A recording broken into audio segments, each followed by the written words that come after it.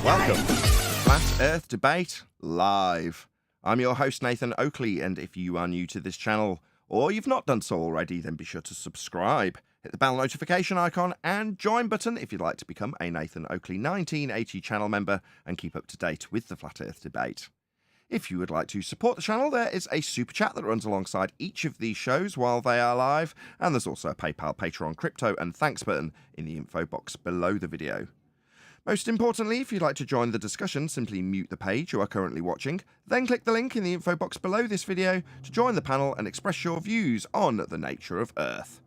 If you do join, please don't swear. If you do, you'll be ejected, and if you are, please don't try to rejoin the stream using sock accounts. You'll be warmly welcome back on the next stream. Please also share the show on social media. Sharing the show obviously increases the live audience, but this in turn increases the chances of a more diverse panel, so please share the show on Facebook and Twitter. Now we are joined by 10th Man, Neil, Refracted Curvature, D Rose, Chocolate, Arwin, and a whole bunch of people in Discord, so welcome one and all. Hello, good afternoon. Good afternoon. Good morning. Good morning. Good morning. Good evening. Good to have you. Morning. Welcome. Any scientific evidence of gravity? No. How about any single viable hypothesis from any of the fields of astronomy, cosmology, or astrophysics? Not yet. Not yet. They say they're science. Are you kidding me? No viable hypotheses. We're not even asking for experiments. Nobody in their field uses the scientific method, right? But they could. They just don't do it because guesswork and seat of the pants stuff is good enough. Okay. Ask a more broad question. Why do we ask this? Why is this a housekeeping question? Because it's claimed to be natural science. What is? Yeah, when in fact it's pseudoscience. Right. Cosmology, astrophysics. Precisely. We're being told, and I say we, it's the royal we, because it's the people at large, not us, are being told that science proves you're on a globe. And when there's a problem with that spinning water ball flying through a vacuum at an absolutely astronomical speed, they tell you that there's a gravitational force holding you to it. And how do we know? Well, science showed this gravity. That's what they'll tell you. Then they'll produce their gravimeters and they'll affirm the consequent and they'll lie about having scientific evidence. That's how it works. So why would they use the word science? I mean, of all the words, why not just say proof? Why say science when they're telling you that they've weighed Jupiter? Why say science rather than, here's my proof of what I bullshit about? Why that word? Because science is how you get to that proof. Because it's empirical. It's empirical. Because there's science is intricately tied in with it that it is physically proven, right? That's why.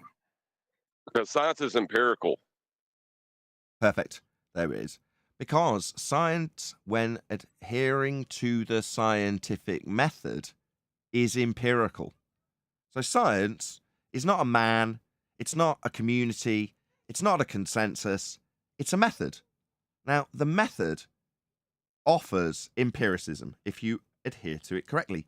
The way it does it is by offering up a logical suppositional statement with the antithesis alongside it.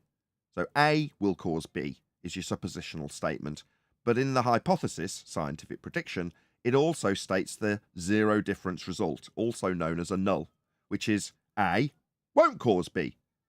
Now, that's the only outcome. A will either cause B or not cause B. And when you vary it, it either causes it or doesn't. Now, you can, if you're trying to have this explained to you with something very simplistic like water boiling as a result of heat being applied as the causal factor, you could brace against that and find all the reasons why heat won't cause water to boil. Yes, you can do that. You can find all the reasons why you might have an incompetent scientist, someone applying the scientific method, and therefore the test is invalid. You can do that too.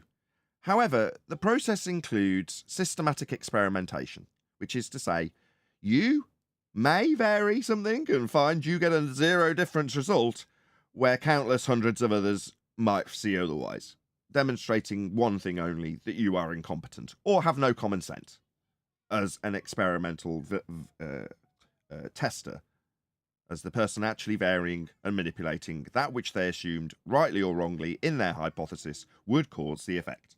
Okay, so yes, you've got incompetent people out there, and that's why the process continues to this day.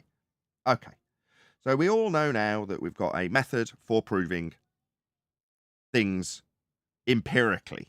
Now let's hear from Michio Kaku, as he was already quoted. You're not going to believe this.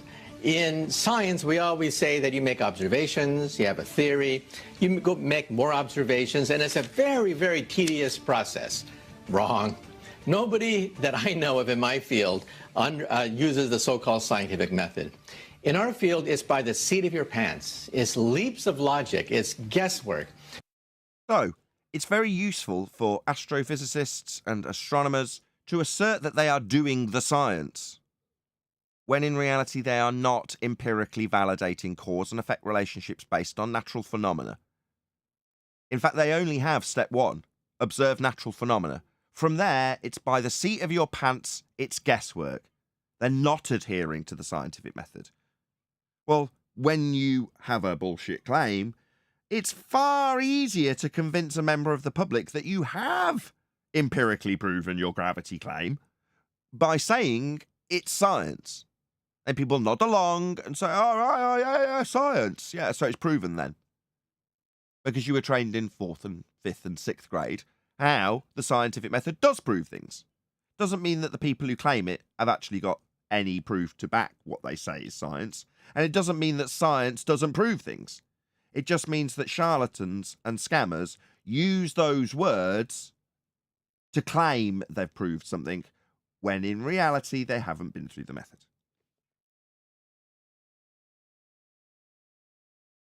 Do we want to continue with what we were doing yesterday, which is covering the final part of Jaren's little moans when I left?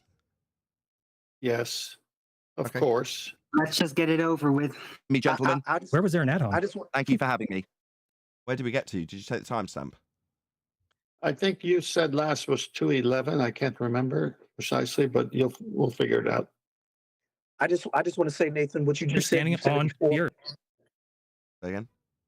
I just want to say what you just said, you said it so many words in other ways, but what you just said is the most point-on, simplistic way of expressing the bastardization of the word science. I do try. No, I mean, thank you. Earth. You look up at the star. Oh, it's at 45 degrees. They're claiming that you can't look up at something in the sky and say it's 45 degrees unless it's flat. Well, what if you lived on a sphere? If you lived on a sphere. Shout out to Paul McLean. Welcome to Penguin. Thank you for joining.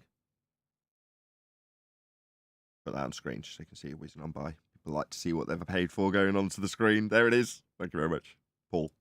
What if we lived on a sphere? I think There's we no covered flat this. I surfaces don't want to on a repeat what we've sphere, done Jared. already. Did we not cover this yesterday? Yeah, I think you went a little further in the after show, so just scoot along a little bit. He's just saying, well, you have enough people. Well, you just told this guy that once something's proven, we don't need to touch it again. So at what point in the story of you doing all these experimentations, at what point can you say, now it's proven? I don't remember covering this. Should we go from here? I'll do. Sounds good. Okay, so could you give an example? Water boiling at 100 degrees at sea level. No, we wouldn't say that. We would say heat causes water to boil. How many times have I have to tell you that? If heat is the variable, then water boils, deep in the variable, 100 degrees C at sea level. No, if heat is the variable, then water does not boil, deep in the variable, 100 degrees C. Source shit. We don't say that. But what we're actually doing is arguing about whether water boils at 100 degrees C or not. No, we wouldn't say that. See if these have changed. You ready? Water boils at 212 degrees Fahrenheit at sea level, 1 atmosphere of pressure, 101 kilopascals, or this is from University of Rochester. So anyway, I don't need to play that more, but there's tons of examples of them doing exactly this. And he did more of it today. Anybody struggling to follow along? Doing what? I I think can I'd react answer if this. it was a bit more specific. What it is there's discoveries you can make when using the scientific method, right? See, you found the cause, but then after you find the cause, you can then quantify aspects within the experiment. But It's not about quantity, right? You can quantify it, but you don't have to. And Jaron's trying to mix the two. Okay. Everything that he said does not jive with what he's claiming, which is originally it was a test. It only proves things. That's correct. It's embedded in the logic. But then he's like, well, you have to do it a bunch of times. Yes, that's correct. That's embedded in the method also. wait. He just played himself. Oh, then you got to do it a bunch of times. But didn't he just say a few minutes ago, oh, but once you do the test, you don't ever have to do it again? Yeah, that's what he said. I think that's what he's trying to show. I'm saying, because he said he'd go back. Presumably this is him going back and saying, here you go. Here's where he said, once it's validated, that's it, it's done. Well, yeah. Maybe I should have said that to him at the time, but obviously hindsight and all that. Well, once you've validated your null, you haven't actually achieved what you were hoping to achieve. You're trying to... No, I'm sure I did say this to him. You're trying to validate the alternative. You're trying to prove the cause. I remember saying, you're trying hard to prove it, as opposed to put one candle underneath. I did say this to him. Yeah, I'm just going to end up repeating myself. Yeah, but see, that's the thing. He's accepted the qualification. Now he's arguing about the way it's quantified. He's saying that 100 degrees C at sea level. Well, you can change the container and cause water to superheat and not boil at 100 degrees C. And he's ignoring the definition of what boiling actually is, and he's trying to argue with the quantification of that's it my instead fault. of the causal mechanism. I'm going to take some responsibility with this because I've decided which route to educate Jaron on. I've tried many different methods. They've all failed. This one's the latest. Well, that's my fail. I've gone, how do I counter his assertion that it doesn't prove? Focus on the hypothesis. Step 2 in our short list of what you do in science. Okay, strictly step 3, because in that particular debate, I went through the research method to sort of counteract his point that, well, do we just do it once? Well, no, you might go back and see who else has done it, and then you pass it off to other systematic experimentation. But what I didn't do was hyper-focus on step 1. Now, again, I did do this. I told him about going to the hot spring and going, oh, it seems a bit hot, because you're trying to prove the cause of the phenomena you've observed. So if the phenomena you've observed isn't something in a sealed container, or however he tries to get around this, it's like, no, you're trying to figure out why that, in this case, if I'm comparing it to a natural phenomena, hot spring occurs, right? Well, if you suddenly put it into a totally alien scenario, you're like, well, how is that comparable to what you were trying to figure out the cause of? You know what I mean? Yeah, yesterday, he said, this is what Chocolate was trying to say. Yesterday, he said, well, if you do it right, it does prove. That's what he said yesterday on the same stream here. And so here QE is citing something, and now he wants to throw the citation under the bus somehow. But he said yesterday, if you do it right, it does prove something. And we all heard him say it. Yeah, as long as you do the experiment correctly. Yeah, that was a concession I got out of him. Well, then why would you have to, if it proves things, why would you need to do it twice?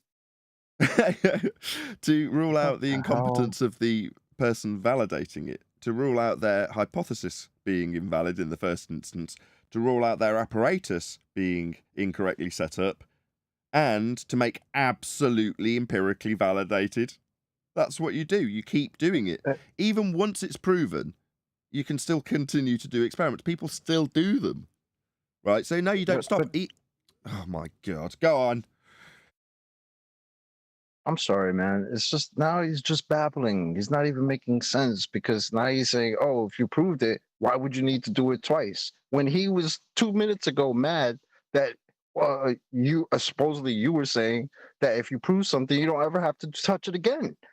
Like the guy's confused. I don't understand this. Well, QE did qualify this on his show yesterday. And again, this is all failings on my part to not disseminate the information concisely and consistently enough for it to be absorbed by Jaron. So I'll take responsibility. And when QE was listening to me say that, he was like, no, it's his problem for being stupid. No, he's ignorant, and I'm trying to educate him. So this is down to me. I've got to take ownership of my failure in that regard. Come on. Stop that. I do. No, I'll tell you why. I'll tell you why. I haven't made my point yet, but go ahead. No, listen. How long have we been talking about this? How long have we been trying to prove this? How long have we been trying to communicate using different language methods, different examples? A long time. Yes, you are right to a point. If it's in the early stages of trying to get a thought across to someone else, maybe you could have said it better. After all these years, after all this time, you know what? It's just he doesn't want to know. He wants to play the ignorant fool. You're never going to reach him when he's fighting you. So don't blame yourself because you didn't do something right or wrong. Okay, well, I do anyway. I'm going to keep trying, and it's like, well, if I haven't managed to get this particular aspect of the point across to him, then that's a failing on my part. Gosh, Nathan, he made your point for you when he said when it's done right, it proves things. The debate was over right then. Okay. It proves something. So anybody who can't see through this guy, more power to you. Watch that show and continue to go around telling people that you can't do, you can't get an angle to a star from a curved baseline. What does that even? Projection. Anyone can't see through this guy. You're the guy we're trying to figure out. You're double speaking here. Well, he just challenged that an angle is two straight lines meeting at a vertex when he said you could. Yep. So yeah, he just said that you can get an angle. Well, he didn't say that. Hold on, because they like to hyper focus on things. He said going around saying you can't get an angle from a curved baseline is stupid. Can't see through this guy. Definition of an angle, more power to you. Two straight lines. Watch that show and continue to go around telling people that you can't do, you can't get an angle to a star from a curved baseline. Wow. Right. The definition of an angle is two straight lines meeting at a vertex. That means your baseline has to be straight. Sure? Are you sure? Are you sure? You want to bet about it? Please, Am I sure the definition of what an angle is, Chaiki? Yes, absolutely. Yes, that's you're how sure. it's defined. You're absolutely sure. And if I show you that you're wrong, you will admit that you're wrong. You're going to show me that the definition of an angle is not. Don't ask me questions. I asked you a question. Answer it. Will you admit you're wrong if I show you you're wrong? Well, you're going to show me that angle is not an angle? What are you talking about? Okay, let's get some rules. Chaiki's trying to lay down the law. Let him. Okay. Yeah, okay. I'll enforce your law. Chaiki, I'm agree. Chaiki, I'm siding with you. Understand when someone's siding with you. If you're willing to concede that you did definitely beg the question of Sphere, where you said we could go back and do the recording, when and if you show that angles aren't two lines meeting at a vertex, yeah, I'll lay down the law and make sure he concedes that he was wrong about two lines meeting at a vertex being an angle. Now go ahead. Show how he's wrong. Euclid Elements, Book 3, Definition 7. Now, if you don't know this definition, you're in trouble. You don't know geometry. And you talk about things you don't know. No, you're not reading out any definitions. You're starting off a string of ad homs and poisoning the well fallacy. Just read out the definition. Otherwise, I'm going to start demanding that you show it us. Because it sounded like you're about to read out the citation, and then you started an ad hom string. I'll show it to you. Telling us about what we should know. That isn't reading out the definition that you got, and you mumbled the citation source. Want to try that again? Told you and push the talk. When I'm looking for something, I can't speak. You wait. It will show. Don't worry. Okay. So what are you doing? You're posting it in Discord, right? What he's going to do, and I told McToon he's going to do the same thing. He's going to define different points along an arc using a straight line and say, see, I got it from a curved baseline. No, you're changing the angle at every point along that arc, but you're drawing a straight line to get that angle. That's how tangency works. It's not an angle. Tangents. Hold on, we got a new. It's actually called noob. What was that? Yes, Nathan, how is your computer? I'm just new, who don't know nothing about anything, but I know 90 degrees, man. Indeed. So what was your point? Because aside from my computer, which is great, this is week 3 of it being completely consistent. But yeah, what was your point? Latest wind blows on, yeah? We're stepping over each other. I think there's a slight delay between our lines. Just one more time, what was your point? Oh no, we're just waiting for this presentation of the definition of angles can be calculated. You don't see it. Are you blind? Are you blind? Oh, I think he's posted it now, so now we're blind. Thanks for letting us know. Wait. In chat? Sir, is it in chat? Where else? Ebo, just for 1 sec while he's going through his citation that I'm going to bring up on screen now. Can you just pop yourself on mute because you've got a lot of wind noise? Thanks. Thank you. Right, I've got it up on screen. Definition 6 or definition 7? Do you want to read it out? No, you'll read it out. Which one? 7. An angle of a segment that is contained by a straight line and a circumference of a circle. Booyah! Right, an angle of a segment. So you can have an angle to a curve.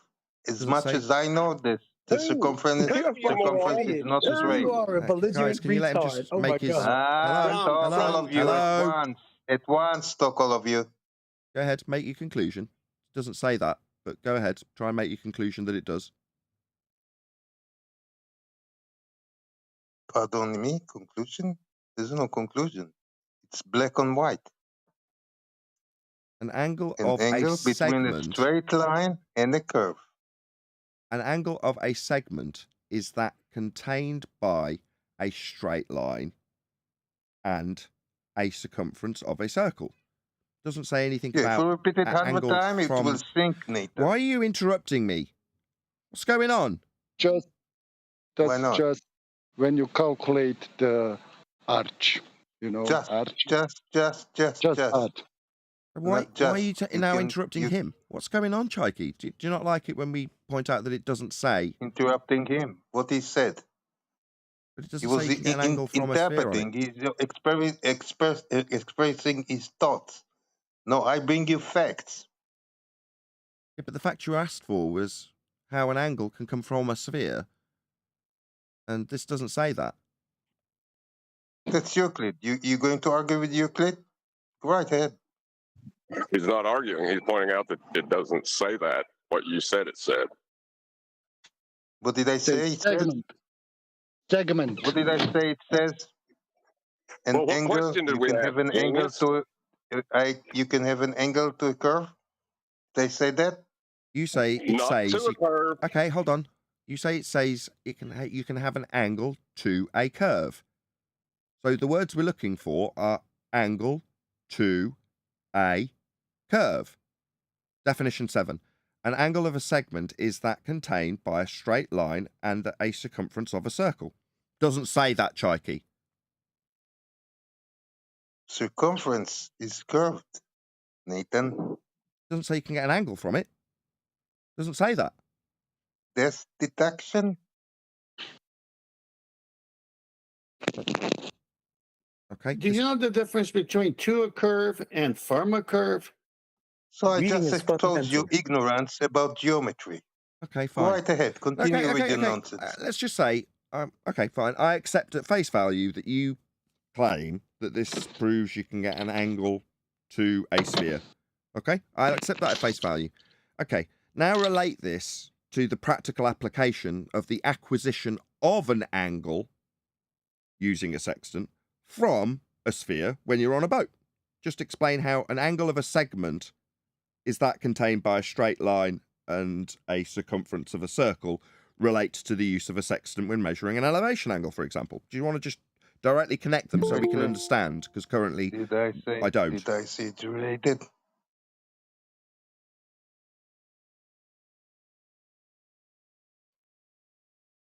If I said it's related, I just pointed the fact that you say that you must have a straight baseline and you don't. Yes, that's right. An angle is two straight lines.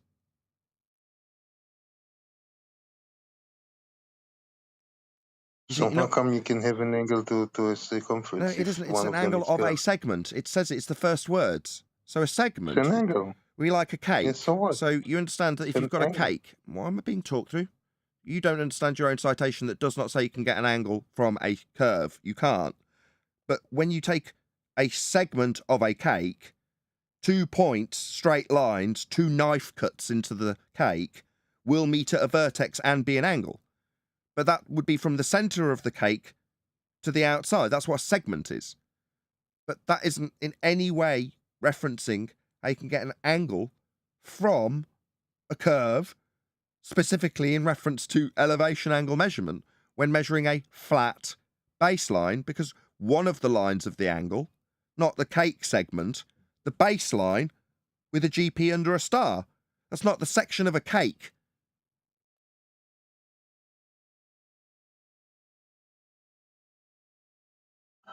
Nathan, you just showed you don't know geometry. No, you didn't. We asked you to show how you get an angle from a curve. That would be 2 straight lines meeting at a vertex. And you've shown how you can get an angle from a segment of a sphere. Well, nobody's cutting into the center of Earth to get angles from it when you measure the baseline as flat for one of the lines of the angle. So this doesn't comport with your claim. It doesn't back it in any way. And it certainly doesn't say you can get an angle from a curve. You can't. If you could, you'd have a citation that said you could. You don't. This isn't it. Nathan, that's why I have definition 6 there, so you will understand what segment is. You don't need to go to the center of anything. Yeah, I know what a segment is. No, you don't. Okay. Because you said I need to go to the center, and I don't. So what segment are you measuring when you take an elevation angle? Where's the curve? Like You of a take a segment? circle. I'm not going to get to ask a question about your example. Just straight through the top of my question, right? That's the segment. I didn't ask my question yet. You seem to be answering me before I've asked. Because you don't know to ask. Because you don't need to be asked the question, because you'll definitely lose if you actually listen to it. No, won't you? because you don't. No, because you're just not going to listen now, going to ramble indefinitely while I try and ask my question, right? You don't know to ask the right question. Oh, right. You can telepathically tell what my question's going to be, answer it, and know that I've asked the wrong question when you've already tried to answer it in the middle of it. So, when taking an elevation angle measurement, where would the curved section of the segment be in that elevation angle measurement? You see, you asked the wrong question. Last chance. You put a citation, it's still on screen, specifically referring to segments, and I have asked where the curve of the segment of an elevation angle measurement would be. Go. I didn't talk about no elevation angle. I'm talking about it. That's why we talk about angle measurements. We're playing a section from Jaren's video where he's decrying them. That's specifically the subject matter. Are you dense? No, the subject is elevation angles. We're reacting to Jaren talking about them, dumb fuck baller. Shut up, sit down, mute him. If you can't keep up with a bloody conversation, want to interject about angle measurements when detailing them from a flat baseline that Jaren is specifically talking about, and you can't keep up, then you won't take part in the conversation anymore, Chikey. Sit down, shut up. God damn. But what does that even mean? Why is the baseline important? You're getting in. Did you hear him talk about baseline, you stupid idiot?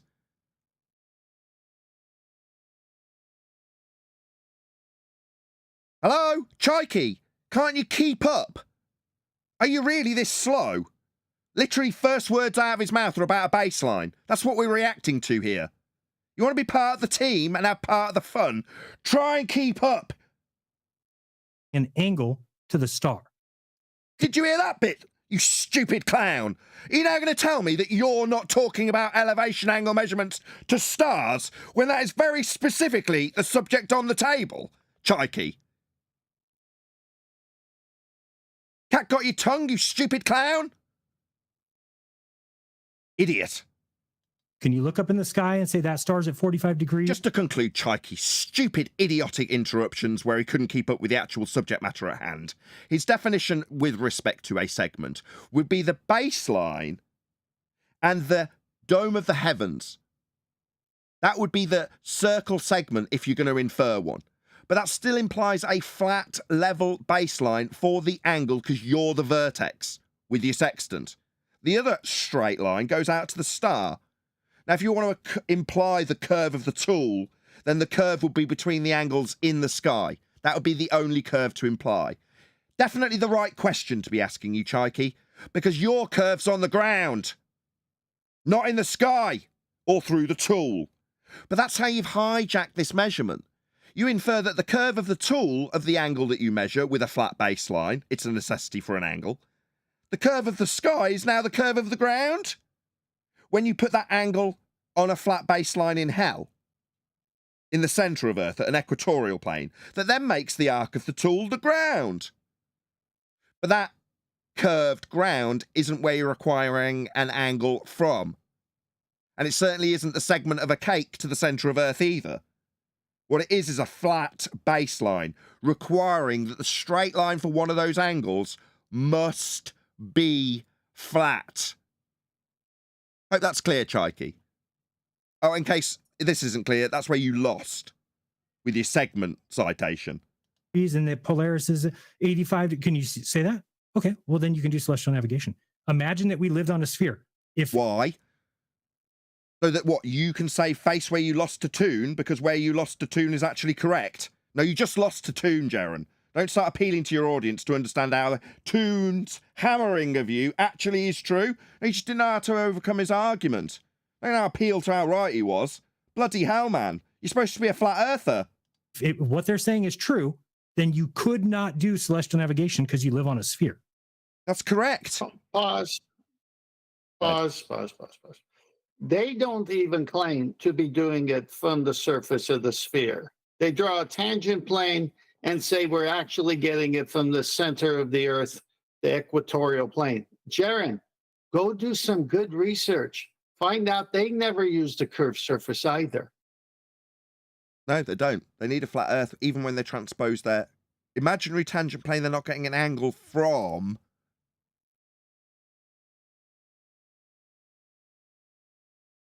Well, that's ridiculous. If you lived on a sphere that was very giant and you treated each location as flat. Sorry, what was that, Jaren? So if you live on a sphere but treat it as flat, so it's got to be treated as flat, so it needs to be flat to do this exactly as we're claiming. And in your, what, rebuttal of our claim that it needs to be flat, you assume you're on a big sphere that's actually flat, and that makes your annihilation by the hands of Toon mean that it's dangerous to not understand how it works on a sphere when a section of it is flat. Hello, Jaren. Did you not learn that a spherical surface has no flat surfaces on it at all? Making the point that you'd need a flat surface to do this absolutely valid and annihilating their globe claim because they don't have a flat surface to get this angle from. Yeah, I think it would. But Jaren thinks it is because he said as long as it's very giant. Hang on. It's so obvious here. Jaren, it isn't flat because it's a curved surface. That's why they put a tangent plane on it. They're never getting it from the curved surface because it can't. That's why in the books, it's always coming from the equatorial plane. And in order to transpose it to the surface, they got to put a tangent plane to match that baseline because you can't get it from the curved surface. That's why they have that tangent plane there. Okay, why not just do it from the curved surface? On screen now.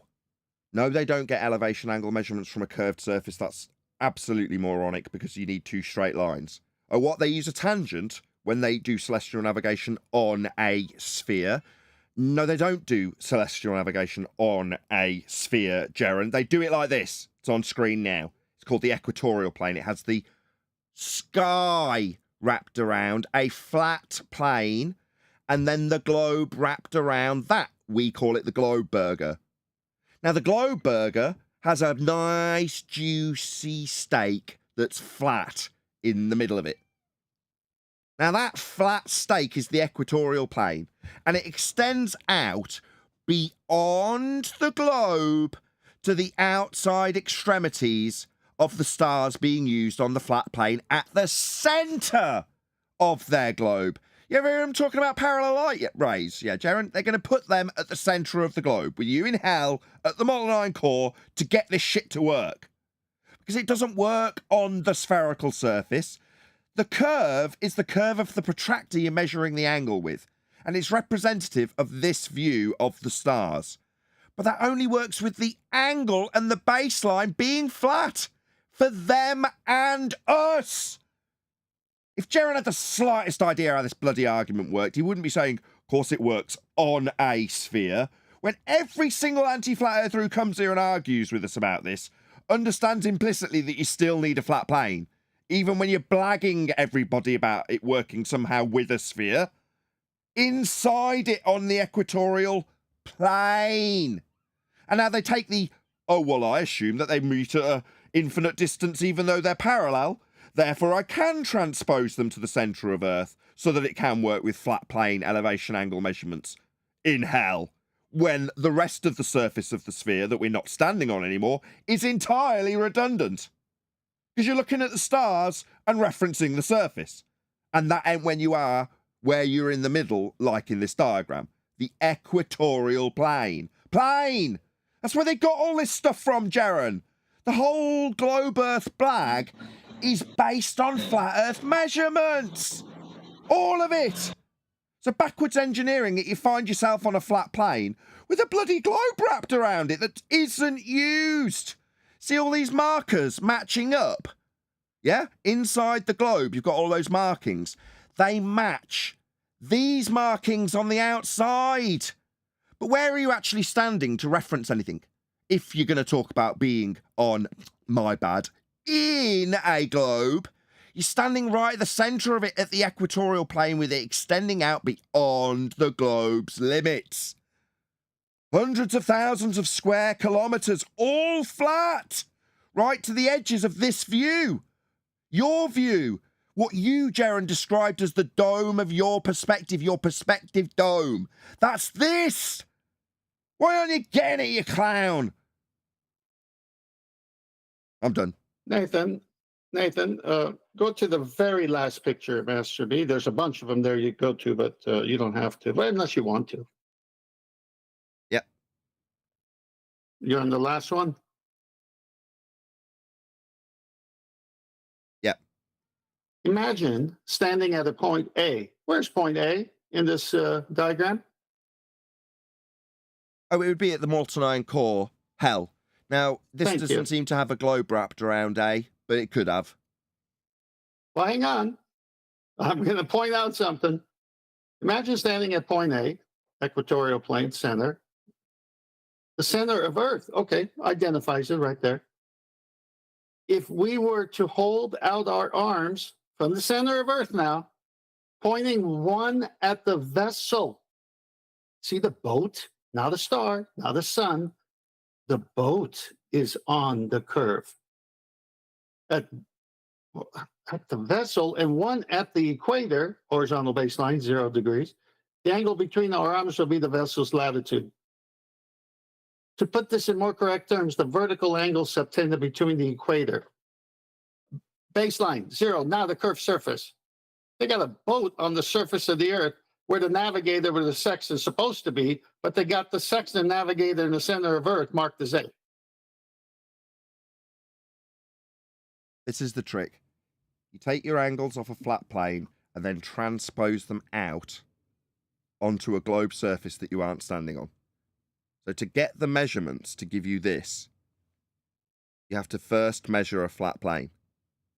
That's how it's done. This is the #1 best flat Earth proof there is. Black Swan demolished the globe. This proves a flat plane. It's how it's practically applied, not only by us, flat earthers, not only by the general public, navigators, not only by the higher-ups in military, navigators, but also by every single baller who comes with this argument. They necessitate a flat plane at the centre of hell also, with it extending out. So when you see this central point, and let's say you're measuring this star, you're measuring a triangle to it. You're measuring its GP position. Where's that? Is it out in space? No, it's on the ground. On this circle. This is the equatorial plane. And your GP position, ground position, is here. At 90 degrees to your position. And when you look at the globe and where it is, well, your position's at the centre of hell. Now, when you look at it on 10th man's diagram, albeit for a different example being made, it's the same thing. This is the plane. This is what you're measuring. This is your baseline. Now, no, you don't have a picture of a globe that's totally surplus to requirements at the middle of it. But what you do have is the measurement off a plane for an angle.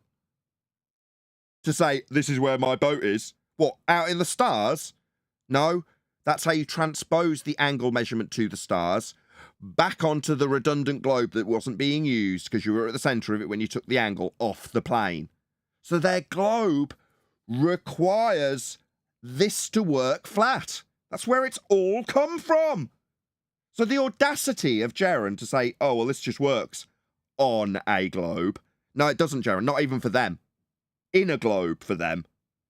When they move the angles they've conjured from points they're not measuring when they look through their sextant at the horizon, they ain't measuring a tangent mirror. They're moving it to the centre of Earth because it only works on a plane. The globe just becomes redundant the moment you put it inside. Not that you got the angles from it in the first place. They couldn't have come from the top of the globe because it wouldn't give you an angle if it's a curved surface. Anyway, anybody got anything to add? We'll play a bit more. I would like to say that I wouldn't call it redundant. I'd say detrimental or contradictory. Yeah. But surplus. I don't know about redundant. Yeah, right, redundant would imply that it's got some use after the fact, or if something goes wrong, you could use that as a backup. It doesn't have any use. You're going through a process to take the stars and map them back onto a surface that doesn't exist, that won't be used when you're measuring an angle. So it's completely surplus to requirements. Detrimental, if you will. Yes. Yeah, I'd like to comment as well. Go on, Adam. This is what we were, when we were filling on Friday 10th, weren't we? We were kind of, somebody asked this question. That last diagram that you put up, it explains what I was trying to get over again, what the switcheroo is. And you described it nicely, actually. So if we go back to that last slide, yeah, lovely. The observer is now looking at themselves and the star. When you take the flat Earth elevation angle, which includes the observer and the star across the surface, where the flat surface we're going to navigate and use to establish a horizontal, there's no contradiction in there of reality. As soon as you apply it or try to strap it onto a ball or into a ball, as we're saying, we have a complete mismatch with reality. Because as just described, you're suddenly now at the center of a sphere looking at yourself and the star that you were supposedly taking the angle at from looking at it, having defined a level. It really does show how elevation angles have got nothing whatsoever to do with a sphere or navigating a sphere, and how convoluted and, say, deceptive it has to be to get that elevation angle onto a sphere so people can conflate and get confused and think it has something to do with it. But that diagram's great, 10th. You use your elevation angle, transpose it to a sphere, so you're now looking at yourself and the star. It's a good example of how the switcheroo to and here's how it actually represents itself. Good slide, 10th. So here's, again, a concept that Jeran has detailed many times.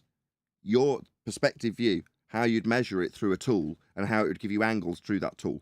Well, that's the celestial sphere that's wrapped around you on a flat plane. See how the tool makes a flat plane? That's what you're measuring. Now, not, oh, imagine you're on a sphere because Jeran the flat earther says, now imagine that this is really big, but then keep it flat. No, that doesn't work. Because when you extend it out thousands of miles to the GP position, as I showed earlier, it would be out in space if you imagine you're on a sphere, and then it's not a ground position anymore. Did you want to go through this next slide? Yeah, go to the next two slides. Yeah, let me comment on the next two slides. So you see 90 degrees there. Well, the next slide shows that it's a box. A box has 4 straight sides, right? I mean, it could be rectangular, it could be whatever, but still a box. In this diagram, officially, they're showing you need a 90 degree, which is the previous picture. You see it there where the star is directly above a point on Earth, which is the GP, geographical position of the star. You also have the observer in the red with the sextant taking an angle to it. And you could see that the co-altitude is the zenith distance. Well, if you have a 90 at the bottom, guess what the co-altitude is? It's your zenith, not the star's zenith. And it's creating a baseline on top that matches the baseline on the bottom. This is so devastating because this is how it's done. You don't have a curved 90 like they tried to fool you with that bottom yellow arrow slightly bending, because then you can't put 90 there because we know what a 90 is: perpendicular, vertical meeting horizontal. Last slide. I kid you not. This came from a navigation site that believes we live on a globe. Unbelievable picture. We did not do this. Can that work on from a globe surface, which is the diagram you just saw before? Can that work? Is that a part of that box before you get the zenith distance by the co-altitude? Because you don't know the ship's zenith until you get the zenith of the sun first. All game over. Anybody else? You could then say, well, let's pretend we have a tangent here, and we're going to do an angle from right here, because it's the same whether it's flat or curved. Really? Oh, what a chance that I happen to have this slide ready to put on when you say that, Jaron. So, okay, here's a tangent. Is the 90 degrees when you do this 3 times out in space for all of the stars? What are the GPs again? Oh, yeah, ground positions. They've got to have 90s below them. On the ground, this looks pretty much like that's not going to work, Jaron, even with your tangent. See how this fails miserably, Jaron? Yeah? So even if we do exactly as you said, and imagine a tangent. Yeah, it doesn't have a 90-degree ground position below the star, though, Jaron, so it immediately fails on its arse. Imagine doing this 3 times. Now imagine that all of these lines are actually the ground, because they've got a ground position at 90 degrees below them, because it has to be. And this would represent tens of thousands of square miles in all directions from the boat on a flat plane. None of them will ever comport with a sphere, Jaron, because none of them will ever have 90 degrees at a ground position, ever. I mean, this is your retardation and failure in this subject matter, because you seem to think that by drawing a tangent, as depicted here, that somehow this works on the sphere. No, Jaron, they put it inside the sphere, but you don't understand this argument, do you? You think this is how they do it? No, Jaron, definitely not on a sphere. Not even for them, the ones making the argument for the ball. Just for you, who doesn't understand it. And how dangerous it is for me to not explain this garbage Toon hoodwinked you with? No, Jaron, you just got raped by Toon. It's not suddenly dangerous to not understand how you got hoodwinked by Toon. No, that's just you failing to realise how this doesn't work on a globe, ever, even for globers. Because you can't get 90 degree at the base of the star if it's a curved surface, Jaron. It's 2 straight lines. And the 90s parallel to your position. Right, and the tangency is a red herring. Nobody's asking if you can get an angle to a sphere. It's from a curved surface, not to a curved surface, from. The angle to the star would not forgive that bit of misunderstanding.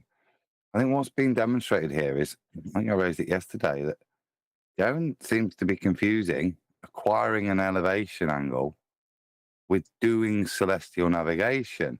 And he keeps using the term celestial navigation when he should only be limiting his critique to elevation angle. If you go back to second to last slide, that's celestial navigation, and it's those axioms that Thames described. We take it away from 90. That's why they like to use a plumb line, because they can just get their angle there. But it's that relationship, because we are talking about 4 right angles. Yeah. And how that relationship means fundamentally one thing, which is the 2 zeniths, both yours and the stars, are on a flat baseline. So even if you've been hoodwinked into thinking that celestial navigation is acquiring an elevation angle and that's it, so you could, without further inquiry, accept somebody's word that you can do it on the surface of a ball or to the surface of a ball, that just demonstrates that you're not in any way understanding what celestial navigation is and the implications that celestial navigation has. And I would say most fundamentally, there's no divergence of those zeniths. They're parallel. The only way they can be parallel is in relation by the flat baseline you've created. They're both at 90 degrees to the surface you're navigating on. I think that's the big disconnect, and that big critique of Jaron's lack of understanding. He's not even using the right words for what he's describing when he critiques celestial navigation. But even when they drop a plumb line, right, you could just make an angle. That's fine. But the minute you invoke plumb, vertical, any of those words, you're immediately going to, it's going to be defined by the baseline. Not change. But again, it's like pulling teeth. These are easy things. And what did I say that's so bad? It's like 8 years I've been at this. All right, there you go. Going through the ringer, you name it. And what did I say that's so bad?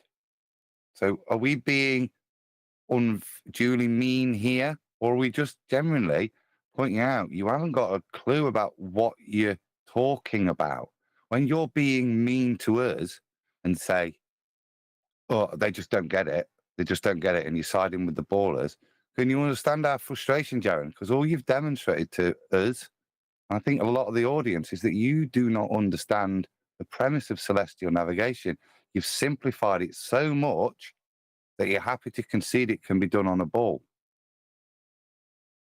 See the diagram on screen now? Yeah, this is how they claim they do it. Yeah, with bent lines that don't give them elevation angles, and the GP marked with a line to the center of the sphere, Jaron. This isn't working on the sphere. They're moving the angle to the center of the sphere. You see how the little diagram of a boat hasn't got an angle coming from it anymore? You notice how it's coming from the center of the sphere now? That's in a sphere. But again, Jaron doesn't understand the argument or the rebuttal. Because if he understood the rebuttal, he'd never suggest that it would work on a sphere, because it can't. So even in his defense of the ballers' claim, now don't get me wrong, him being wrong about their rebuttal isn't going to mean that the ballers are going to pat him on the back and tell him he's done well anyway. That's how they respond to each other when they get it completely wrong for their own response. Who cares?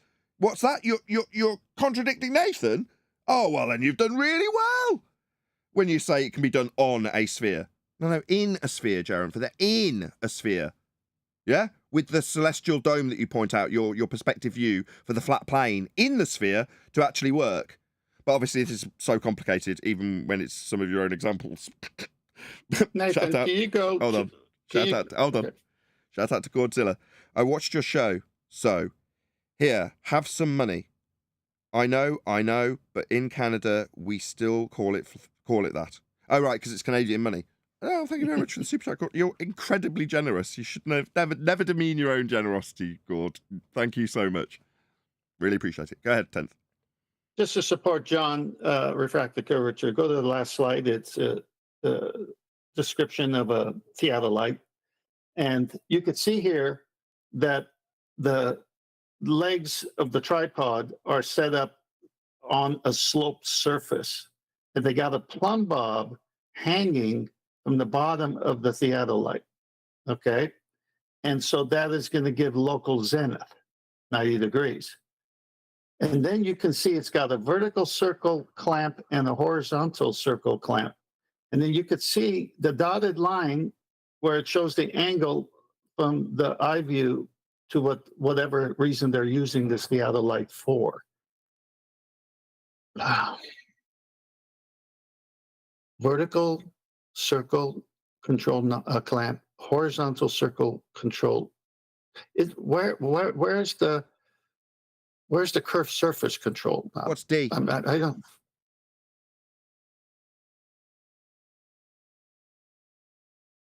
What's D? Yeah, look at. Yeah, exactly. That's my point. And look at the dotted line from the eyepiece matching D. A parallel with it. Oh, you can only have that on a flat plane. Yep. Yep. Earth must be flat for this tool to work. Maybe we need to give a class on prepositions like in and on or to and from. because if you're not getting it at this point and you're trying to argue a different prepositional phrase in support of your argument, yeah, I think that maybe basic prepositions need to be covered. Exactly. And also basic geometrical fundamentals, like a circle differential from a sphere when you talk about a segment and a angle on a circle. And then you're going to argue about it being a curved surface just because the word circle. Basic fundamentals in geometry. A circle and a sphere is not the same. Jeez. To have somebody like Nathan Oakley take his whole team, and now they just, I mean, the show the other day was like 4 hours of them debating whether I'm an agent or not, which is just, it's so dumb. And yet this is what they spend their time on. It's just sad. It's like, well, we're never going to get anywhere if this is what you're going to worry about for 4 hours. Can I comment on this? Yeah. Listen, 4 hours talking about you're an agent. Well, maybe someone said that, and maybe we kind of had fun going over that. Well, you stopped taking the globe side, maybe we wouldn't be talking about it. You're supposed to be a flat earther. Well, did he debate whether we were scammers with anyone, or did he just make this statement? Just said, you know, he's scamming you because. So that's how you know. Yeah, I don't think he's an agent. I just think he's done poor research. Wait, hold on a It's second. a perfectly reasonable point for him to raise, yeah? Because I think a lot of the audience will be listening and be as confused as we are, is why it was debated, yeah? How can you be in this arena this long, be able to take the ball apart, yeah, and having done so amicably, adequately well in the past, how can you now get to this point and start making the statements he's making about us, siding with the ballers? We can't define your motivation, but we can look at your behaviors and your actions and the words you're using and the accusations you're throwing and say that is like the behavior you would expect of an agent, somebody who's embedded in somewhere, and then is saying things to the detriment of the movement, to the contrary of what the movement knows to be true, making concessions to the opposition which aren't necessary. That would be agent-like behavior. I can't say you are, but certainly the way you are presenting yourself at the moment is very much like somebody who's acting as an agent. I would like to point out I defended Jaron through that. Me too. Which I regret doing now. Oh, I don't regret doing it because I don't think anybody should be making assumptions about people being agents. And the justification Adam's just given for the discussion, and indeed 10th Man, is still absolutely 100% correct. In other words, when that discussion comes up, it's not something I would shut down immediately. I would take the contrapositive position, as does John. Now, that wasn't pointed out. A few people in the comments did point that out, by the way, John, just so you know. So it has been recognised. One or two, I don't want to say, that is strictly several, but I don't want to make it sound like it was more than a couple of people. But they said, hang on a second, didn't Nathan actually point out that he doesn't believe he's an agent and it's unreasonable to argue that point? Wasn't that Nathan's position in this regard, given that he's critiquing me specifically? Yes, it was, and it was also John's point. No, I don't think he's an agent. I don't think it's reasonable. We haven't got any justification to say that. We've got no evidence to back it. You've all got your hints and your inferences from his actions, and that's fine. I'll hear it. And the audience is probably thinking it, which is why it's justified, based on his actions. Does it mean we've proven he's an agent? No. Does it mean I'd ever stand by that until someone actually shows me a page stub that's got CIA written on it? No, probably not. But it doesn't mean it's not going to get discussed. That's how people will think of you, Jaron. When you start telling them that you can do elevation angle measurements on a sphere or celestial navigation on a sphere, when no, not even the ballers would claim that. They put it in the sphere, Jaron. So yeah, suddenly people are going to go, why is he decrying this flat earth proof when he doesn't even seem to understand it?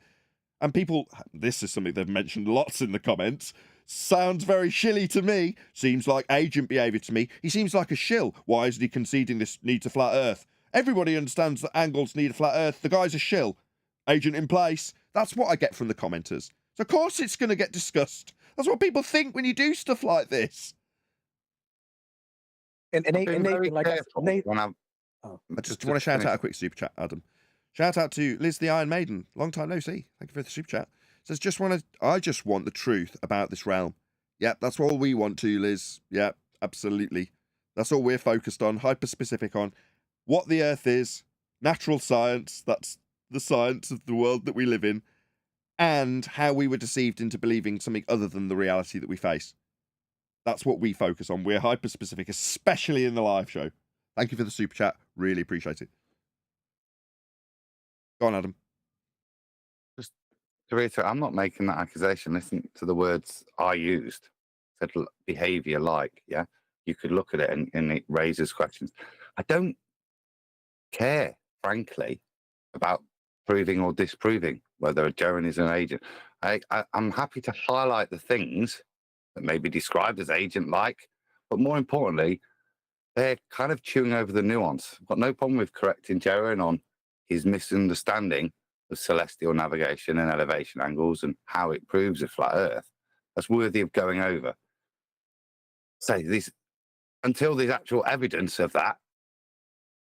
All I'm happy to do is point out the behaviour and what it is commensurate with. Doesn't mean he is, but I hope Jeran can understand why normies, just listeners, are raising that question. It's because of the things you're saying and the contradictory they are and the concessions you're making to ballers.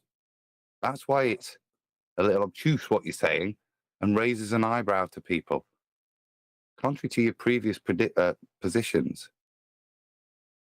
And I like to add, if you don't call him an agent, then this is like I said yesterday.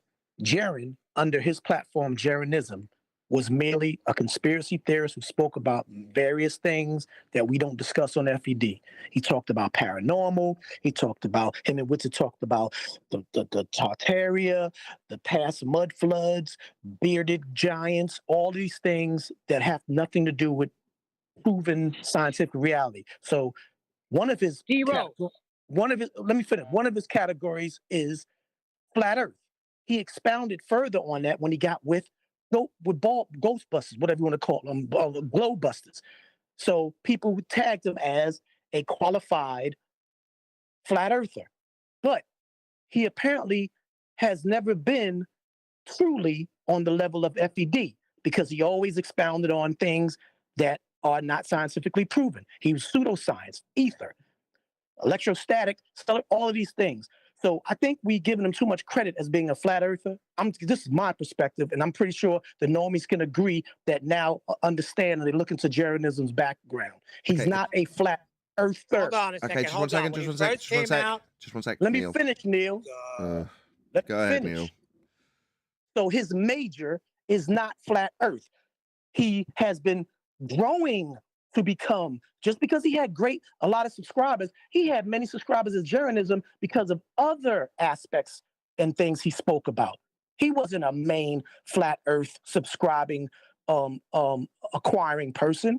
And I think that's what we got to understand. So that's why he sounds flawed and fraudulent, because he hasn't done his homework. If he stuck to flat earth all the way through like he did and stopped expounding on those other stupid things, his game would be tight. Oh, I see what you're saying. You're saying he hasn't focused on flat Earth. No. So that's why he is the way before he you is. two thrash it out, Jeranism was never about flat Thank you. That means stop. Yes, I don't want you to thrash out what you mean. Yes, we got the point. Thank you, D-Rose. Brilliant. Okay, wonderful. I just want to play this because I actually nicked this for a trimmed out clip that I'll publish in the next couple of days, probably today for members. But I used it in the clip to make my example because I specifically mentioned it. So I thought I'll just go and get the clip. But I thought it was worth noting.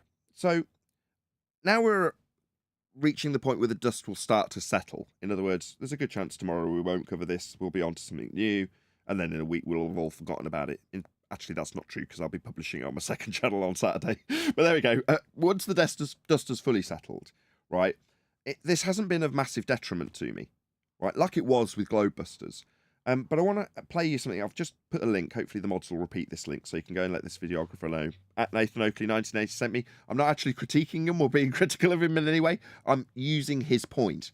But I want you to hear it from the originator of the point. So the videographer is called Frame Chasers. So it's specifically about computers and overclocking and things, which isn't really the point, but I might as well tell you what the channel's about in case you are interested.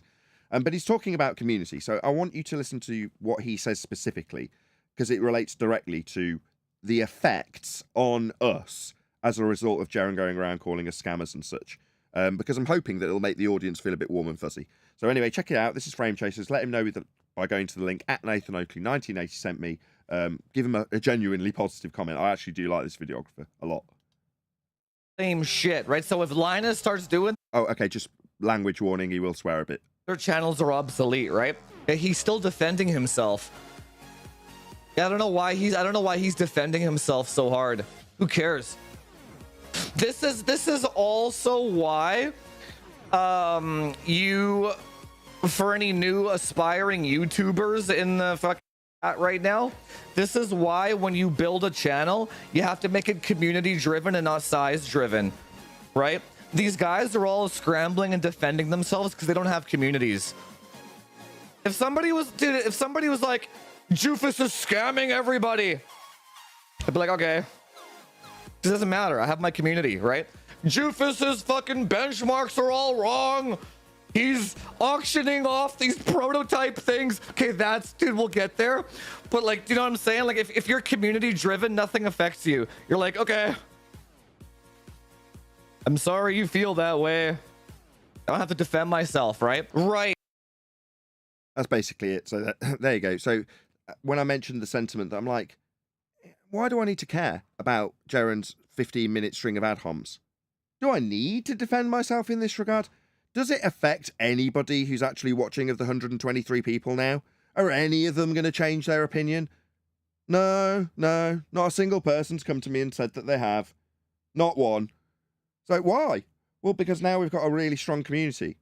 Ones that go, ooh, that sounds like a good piece of evidence. I'll use that. Ooh, that sounds like a good argument. Yeah, I like that. I'll go and take that. What I have had is an absolute shed ton of people complimenting me on their advancement of their understanding of science and the method through being hyper-specific about the hypothesis construction with Jaren. So several, not more than several, lot of people have come to me and told me that they've benefited from it. So it's definitely been good, Neil. Also, Neil, 3 weeks, man. 3 weeks, no issues. Hey, John, by the way, QE. I'm kind of not sure how to take that little clip.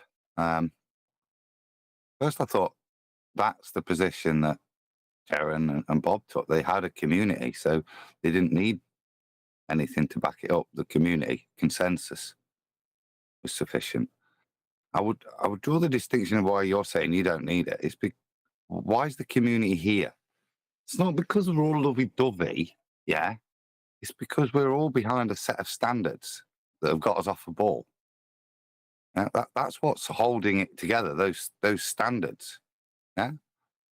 Not the community per se, not the desire. Yeah. If you start dropping your standards, look what happens to the community. The community will pull away from each other. It'll segment. That's not a strength. The strength is the standards that we're all standing behind. That's what gives us the winning argument, whether it's a baller or in amongst ourselves. That's the strength for me. That is something that I should really stress that for Frame Chaser's sake. That is exactly his argument for why he says he can not suffer any loss when people are calling each other scammers, for example. His standards. So he's saying, no, when I test stuff, I do it properly. My criticism, in fact, his reason for starting a channel was his critique of the poor job other YouTubers was doing when benchmarking equipment. He's like, no, I know what my standards are. Don't care. Call me a scammer all you like. Everyone who sees my standards knows my standards. That's it. That's exactly it, Adam. But you wouldn't know that unless you're watching him. 132 people watching. Wow. Go ahead, Adam. Sorry to interrupt you. No, Liz is agreeing. I'd say to Liz, it can be very uncomfortable sitting on a fence. You know, when you get off, you'd be a bit nervous, but I tell you what, you've got a lot of room to spread and relax when you're not perched on a fence stuck. Okay, we've been going on live a little bit longer. Given the size of the audience, I'm not entirely sure why we've got such a big audience today. Should we progress a little bit further? Yep. Is whether it doesn't make sense. Why would you ever think that? Because I say science doesn't prove things, that means that I'm an agent? I mean, that doesn't even follow. Stop. For me, it does follow. Me saying that he. Okay. Stop. We don't need to add on. No, yeah, Tense no, first. no. Hold on, Adam. Tense first. Go ahead. Let's just quote him at the beginning. Yeah, when done right, it proves things. He's double speaking again. This is over. I mean, he's already admitted to you that when it's done right, it proves things. Okay, good. Now, what did he just say? Play that part again. Oh, I'm not on the right screen. Hold on. Just play the last 7, 8 seconds. Science doesn't prove things. That means that I'm an agent. I mean, that doesn't even follow. You know, for me, Science doesn't prove things. Does that mean I'm an agent? That doesn't even follow. But earlier he said, when done right, it does prove things. So why would you ever say it doesn't prove things? I mean, this is so dumb. It does follow fundamentally, as we were saying. It doesn't prove you're an agent, but it does follow that if somebody was an agent after all these years of using the scientific method to disprove the ball, that they might now start to decry that method as it demonstrates other things or doesn't support other things they postulate. It does follow, doesn't prove you're an agent, which is why I would stay away from that, making that accusation. But it does follow that you would do that sort of behavior if you were. Makes perfect sense. Yes, I agree with that, but let's just keep it basic. He said science does prove things when done right. Then he said science doesn't prove things. Right there alone tells you he doesn't know what he's talking about. Said it more than once. Yes, the contradictions are strong with this one. Well, you can prove that right. You can prove. Hey, man, you can prove scientifically that science does not prove anything. You heard? I think the quote was, "We've proved science doesn't prove anything, and we've shown that with a test." Yeah, that's it. You hit it. Yeah, that's one of the rebuttals I heard. And again, you have to listen to that, and the audience is listening to it. Do you want me to contextualize that? Because that is again a failing on my part. So where Jaron is, he's postulating the argument that you've got. Let's just keep it in the context of reality, but along his lines of argumentation. So we go back, let's say, 500 years. And as I've postulated, we're studying water. Let me just close this window. The window cleaner's just coming. One sec. You're going to hear rattling and... Right now would be the perfect time to start cussing a lot, Okay, guys. sorry, hold on. It's only a second. Okay. So Jaron's position is, you go back 100 years and you're trying to cause water to boil because you've seen it as a phenomena. So you try and heat up the water to cause it, but unfortunately, through whatever limitation, you can't get the water hot enough. So at that point, as far as you are concerned, you have validated your null, but yet water, according to me, Nathan, it's still caused to be boiling at 100 sea level. And in this instance, prior to us knowing that in this hypothetical scenario, we haven't yet proven it, but we have proved our null that water isn't caused to boil with heat. So how can both be true if we're proving it doesn't? Now, again, I'll give credit, if I could remember who it was that pointed this out in the comments. They further qualified it to make Jaron still right, which was smart. Again, I wish I could give these people credit. I do read all the comments. First thing I do actually when I get up. Anyway, they said, no, at that point, if you actually qualify and write down your results of your test, your experiment, which is to say you heated the water to 80 C and it did not boil, well, then you've proven that. You've still proven it within the parameters of your test.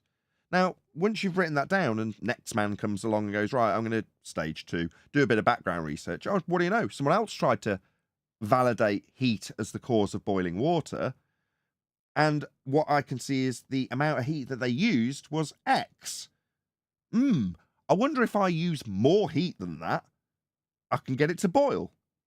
Now, at that point, Jaron's argument is, but when he does, the guy who said he'd proved his null was wrong. No, he wasn't. His statement, once qualified because he's done the experiment itself, is qualified because he didn't get a successful result. So he didn't actually achieve his aim, which is to prove your cause of an effect. He validated his null. So he then writes down the circumstances under which he validated his null. And he did validate his null. He validated it at 80C.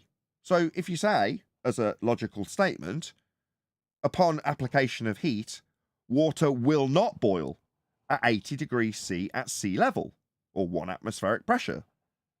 Sorry to beg the question, that's just the terminology. Don't take my head off.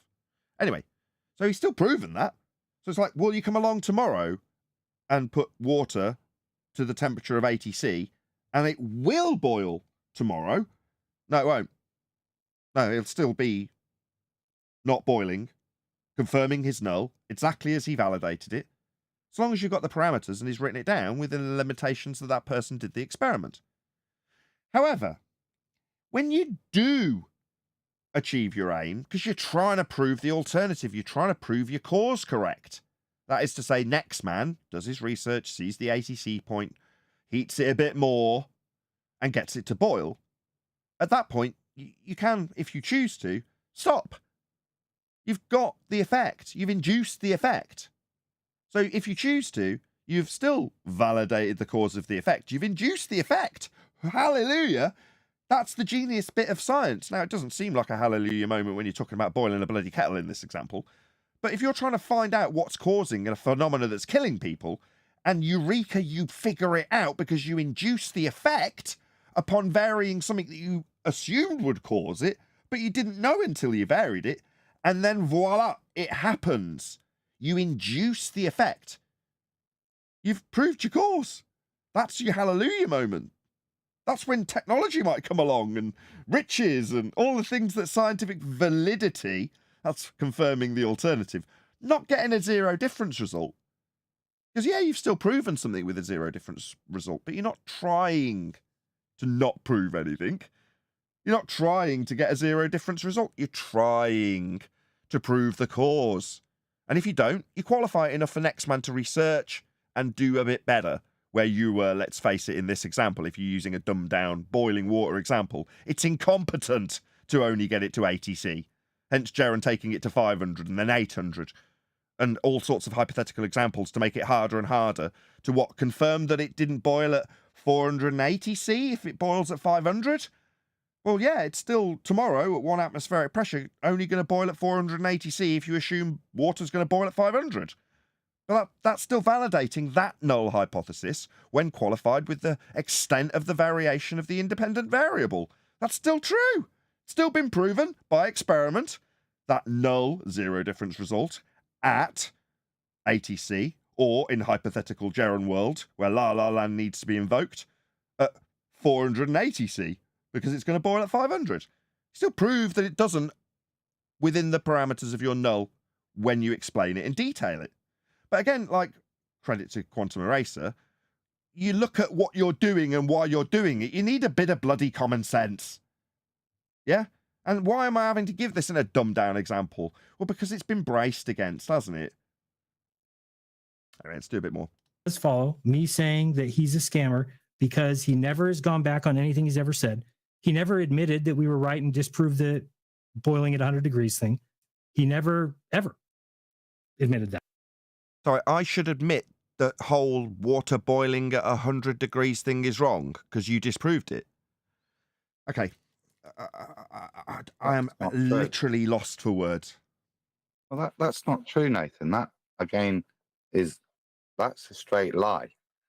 Because after he started making those claims, he was asked, he gave a citation, him or Whitsitt did, which we bothered to do a number of shows on and review the whole paper.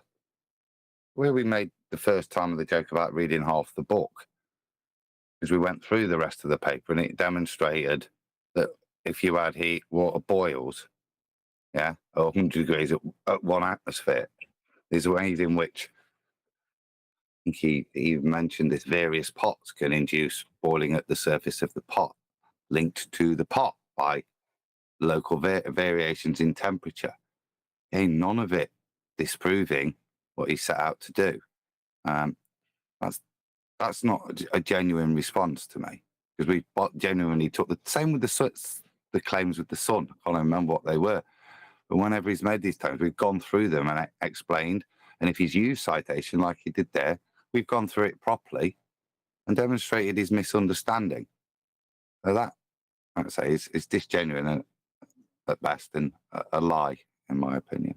That he just says no, that oh yeah, well, it's a heat caused water boil. Remember, they switched that. It used to be water boils at 100 degrees. But again, like today, I just told you, I can show you a video where I put a pot of water in my oven, put it at 400 degrees, and kept checking it for an hour or two, and that water will never boil. Okay. So again, just in that alone, you should kind of see where, any kind of experimentation you're going to do, it has to be under the correct. If you want to hear QE getting frustrated with him using that example 50,000 times, then check out QE's yesterday live stream, where he goes over and over and over and over and over and over it, getting more and more frustrated. Gotta admit, QE, that was quite funny. I watched all of it, by the way. Very good. Parameters. But who decides that? This is the thing about science. We're just human beings.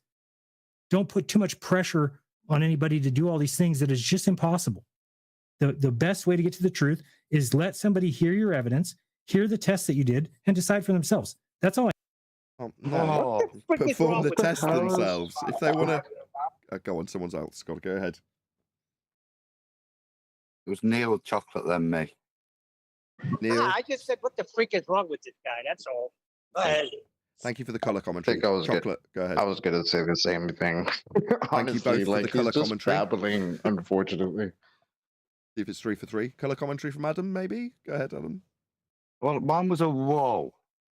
Has that just been described as the best way to get to the truth is be convinced, not by anything empirical, present your evidence, and then you just decide? That doesn't seem a decent methodology. That seems to be embedded in bias, both from what the information is going to be presented, because it's not got any standards to work to, and you're not going to work to any standards. Sorry, Neil. I was just saying, it won't be empirical evidence then. If people are going to decide whether it's true or not, here's the test. You decide for yourself. And what are you then going to use to, after being given this evidence, what are you going to use to validate your opinion? How are you going to, what standards are you going to use? I decided a couple of days ago, based on Jaron, that I'm going to ask Jesus, or maybe Mary. Well, is it like Neil deGrasse Tyson suggests? It's on the demeanor of the person, the presentation skills. Yeah. Jesus was a hell of a PowerPoint user. Do you know what I'm saying?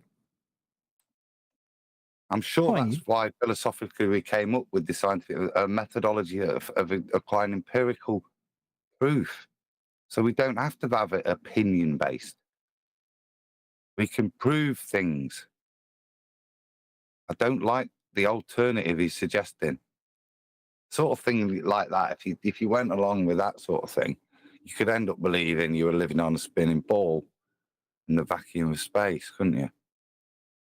If I know what you did and I'm able to think about it and go, okay, so you experimented by doing this, and then not think about it, replicate it, repeatable, observable, repeatable, falsifiable. What's the other one? Systematic experimentation. Yeah, I'm talking about empirical evidence. Observable, repeatable. Anybody else? Falsifiable. Falsifiable. There's a fourth one. Demonstrable. Demonstrable. Right. Demonstratable, observable, repeatable, and falsifiable. Right. You can do all of those things yourself. No taking anybody's word for it. No. Oh, well, he got it wrong. Let's move on with our life. No. Replicate their experiment. Check that they've got a valid hypothesis. Make sure the effect is induced when you vary. What they say at this stage, because you're just reading it, causes the effect. And when you vary it, and you induce the effect, you can go, oh, what do you know?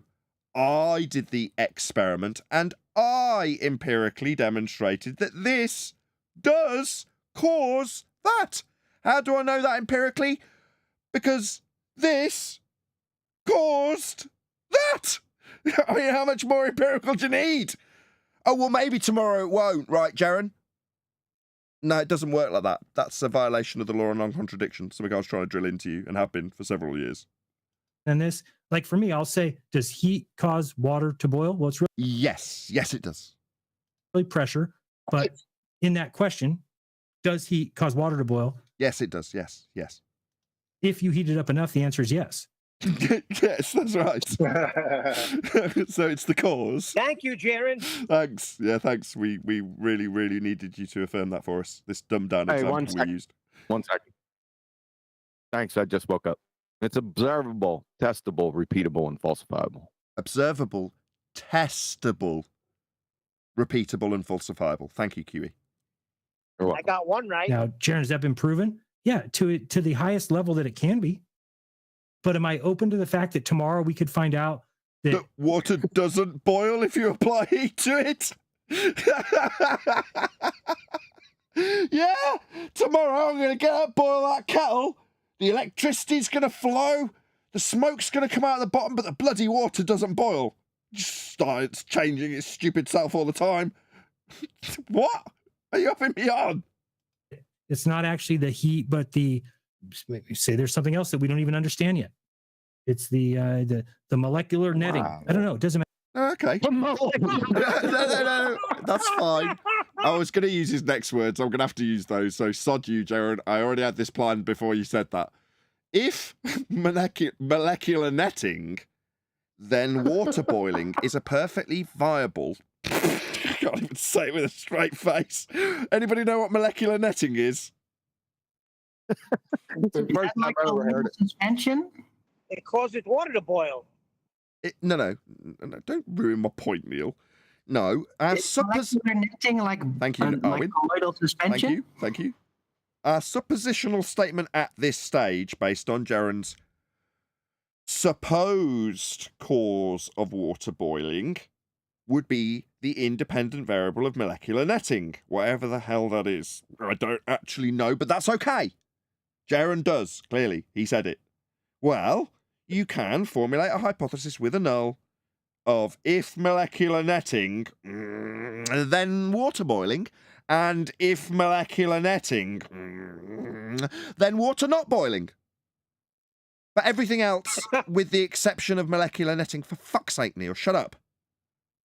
With everything else, with the exception of molecular netting, held constant. So there'll be no varying of pressure, no varying of heat, no varying of anything except molecular netting. And when you vary molecular netting, and it does or does not induce boiling, you will prove one of those statements true. Now, like with gravity, the initial premise that the cause even exists in this instance is up for question. But we'll just brush past that and say if molecular netting, then water boiling is, if we assume that Jaron's absolute horseshit of molecular netting is even a thing to vary. I mean, it brings me nicely on to what makes an independent variable an independent variable, the prerequisite parts it must have to be called an independent variable. Number one, it must be real. Number two, it must be capable of being varied by you, the researcher. And number three, it is your presumed cause in the hypothesis. Now, does molecular netting fall under the category of capable of variation by a researcher and or real? I ask you. Well, Nathan, I just Googled it. Molecular netting is not a thing. You literally made it up. Oh. So, good job we know how to assess whether or not a suppositional statement in a hypothesis qualifies as being an independent variable, because it eradicates bullshitters just making shit up and calling them independent variables. Arwen's wrong. I got a picture of it in Master B. Yeah, I was about to say, I've been quite stubborn. I'd never ever heard of it. And like I say, if you Google Arwen, hold on. You got to eat humble pie. Oh, so sorry. I'm literally scrolling. It's not showing up. The literal word. No, we've got a picture of it on screen in Master B. What? Where? I've got Okay, a thanks. complexity of molecular nets, a topological approach, and descriptive statistics. It's a statistic. I'm sorry, Adam. When you have to vary something physically in physics, is that a statistic that you'll be varying? No, seems like Jaron doesn't understand the difference between maths and physics. What a shame. Yeah, so it's a statistical analysis of a crystalline structure. It's a calculation to characterize structural class. So it's yeah. Is it tangible? Well, it's not showing up in any Google searches, so it's very obscure, whatever it is. On the screen. He's gonna have holy shit. He's gonna have a problem with bias, right? Because he just invoked molecular netting, right? But he doesn't believe atoms exist. No, that was Witsit. No. Same team. No matter what it is. I'm never at a point where I'm going to say that we know all things, that we know. Nobody claimed to know all things. Know all elements, every parameter. I mean, nobody claimed to know all elements and all parameters. They think that egg experiment proved relative density. When, if you think about it, he comes up with these like half statements. Proved relative density. What? No. Cause and effect. Effect. Naturally observed phenomena. Vector change. Some things go up. Yeah? Like the clouds. Like the gases. Yeah? Some things come down. Like the rain. Some things, like me sat here right now, don't do anything. They remain neutral. Now, when something goes from neutral to up, for the sake of argument, maybe you could look at a puddle. You could go, oh, I wonder why that happens. Why was there a vector change induced? You can go, maybe I can figure out the cause of the effect. Now, the cause would be the relative, that's two different things with respect to one another, density of the medium will cause a vector change. So when you say proves relative density, that's a half statement for what was actually being established when performing an experiment to find out the cause of the vector change or vector changes we observe in nature. So why does he parrot it off with this half statement that means nothing? Let's pretend that there is a force of gravity. Let's just pretend. What am I hearing? What? Let's presuppose. This is what ballers do when they want to draw you in their fairy tales. Okay, let's just assume we've got gravity, says Jaron. Okay, well, if that was a baller in front of me, I can't believe I'm having to do this with Jaron, a fellow flat earther, but fine. I mean, we do what we do when we have to do it, I guess. Let's just imagine we've got gravity. Well, what's that?